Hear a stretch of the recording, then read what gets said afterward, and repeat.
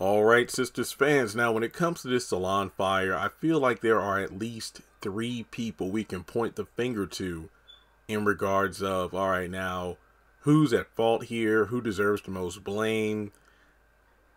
What could have happened to prevent this fire from starting? Now, I think the easiest answer is Pam, due to the fact that, first of all, she should have known that the lights being on meant that the curlers were not turned off. Oh, I thought they were like cooling off, cooling down. No, that light needs to be off. Secondly, this isn't the first time that the curlers were not all off before she left shop. Season 5, case in point. She had a man up in the shop. She was rushing to get out of there so she can have fun for the night. Karen was on the phone nagging her. Then as soon as Pam, said, hey, everything's turned off. And I don't believe she even had video footage or photos for Karen that time. But she left the shop. We did a close-up of the curlers that were still on. We come back the next day. Pam notices the curlers, cuts them off, like, whoo, that was close. I would have been in real trouble. Karen comes in and chews her out about it. She should have known those lights meant they were not off.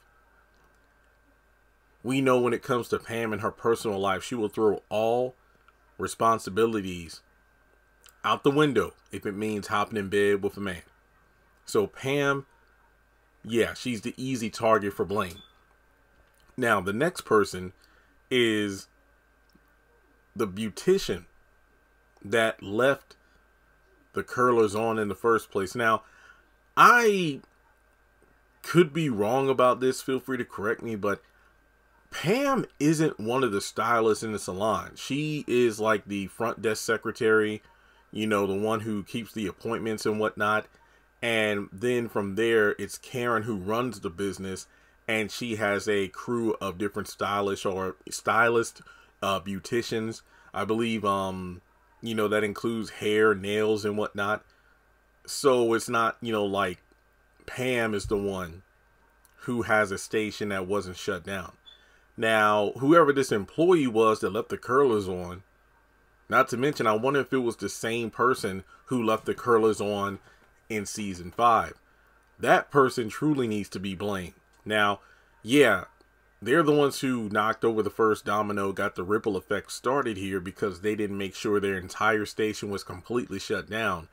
But then you have Pam, who was supposed to double check everything. So that's why I say she deserves some of the blame as well. But yeah, I think the first person to point the finger at is the employee that did not shut their curlers off.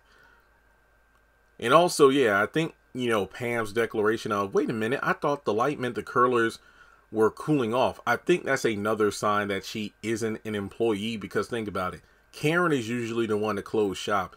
If Pam was there doing hair, occasionally, but she never cut the curlers off because she thought the light meant they were cooling off and would eventually turn off, Karen would have caught that. So yeah, I think that's further proof Pam is not a, hairstylist there. C, and I've been saying this for quite a while, Karen is really the one to blame here for a lot of reasons. Now, I've said before, why is she letting Pam close shop? Why is she telling Pam to do it? She is not the most reliable, or let me just put it this way. She's not the most efficient employee. She's definitely loyal to Karen, but I don't think that she is an efficient employee.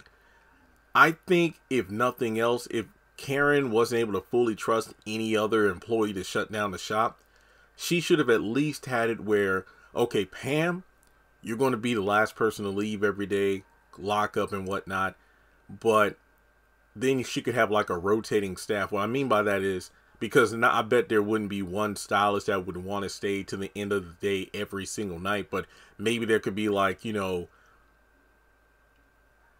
agreement where, hey, at the end of the shift, Pam, you lock up, close up shop, but I want one of the stylists here to make sure that they check every station in order to be 100% show that all the equipment is turned off properly. I think that would have been a lot more efficient. I mean, even if it was like, she would pay a bit of money, like, hey, Brenda, look, I don't know the names of any of these beauticians or stylists or whatever, but maybe she could be like, hey, Brenda, look, I know this isn't something you want to do, but would you be cool if I paid you a little extra money so you can, like, you know, double check after Pam at the end of the shift to make sure everything is closed, you know, shut down and whatnot, just to make sure the place doesn't burn to the ground, because we all need to make money and work. And, you know, I'm going through this pregnancy, so I'm not able to stay here all the time like I used to.